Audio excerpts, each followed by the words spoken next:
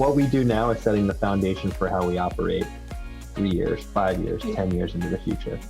And we have the opportunity to fail quickly and learn from it. We have leaders who are telling us to not be afraid of failure. What else could you ask for in an environment?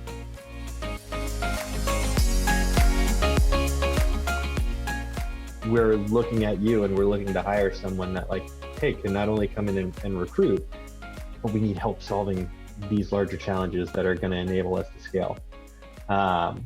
And like for that reason, like I said at the end of this week, and if anything, I'm not surprised with what I see. I'm more excited about being at Clear Street now than I was before I joined, because I've been able to get more exposure to the team around me, and I see their willingness to engage, their willingness to answer tough questions, the willingness to roll up their sleeves and get work done. And like, that starts at our chief people officer and our VP of talent, both of whom are sourcing candidates. And it goes all the way down to, our recruiting coordinators who are like, the other day I was sitting in a meeting with Jess and we were talking about the onboard experience. And we're like, hey, it would be nice if we had like a Google Drive where all of these documents lived in one place. And Jess is like, I'm going to go build that. And 5 minutes after we get off the call, it's done.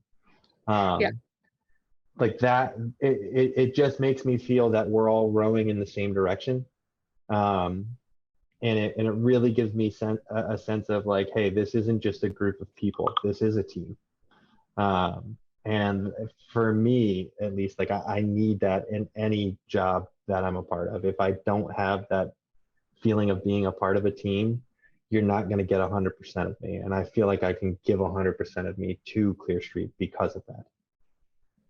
Yeah, that makes a lot of sense. It's so interesting. I mean, I think we talked about this a bit, but as soon as I joined, one of the first things I did was look back, like probably a month, probably too much, probably like a scary amount. I scrolled back in the talent team Slack group just to see, how the team interacts with one another, because like right now we're in a hybrid model. People can go into the office if they want. People don't have to go into the office. We have people who are like fully remote. So this Slack group is where we keep a running tally of like the important things happening, what's going on with candidates, And when I joined too, the team was much smaller too. I think it was like maybe like 5 people in the group or 6 people in the group. And I think like 2 points, like one, I just love to see how everyone in our team, like, just put ideas in front of everyone. There wasn't any, hesitation to like pop problems or challenges. And, if someone was feeling a pain or an inefficiency, they would throw it in the Slack group, and, there's engagement at every level on that thing.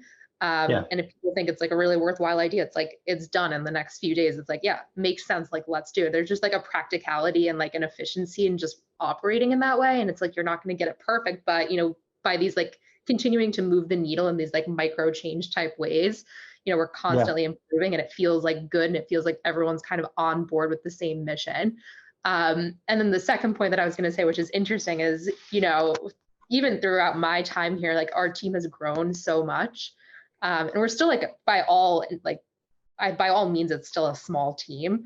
But, when we get on our weekly meetings now, it's like full of faces all trying to achieve the same thing, versus, like just a couple of people like in an office, or like, throwing together like what they like literally want to talk about. Like there's like a sense of an agenda and, how we need to communicate. And it's just very interesting to be part of that like very rapid growth, and, trying to like right size our processes and our communications and all of that good stuff to like make sense for what the team looks like today. And, that's probably going to be different in a month. Like, it's just like, very interesting. It's like building all these like temporary pieces to help. It's like, when a kid grows out of their clothes every like 3 weeks, it's like you have to buy new outfits.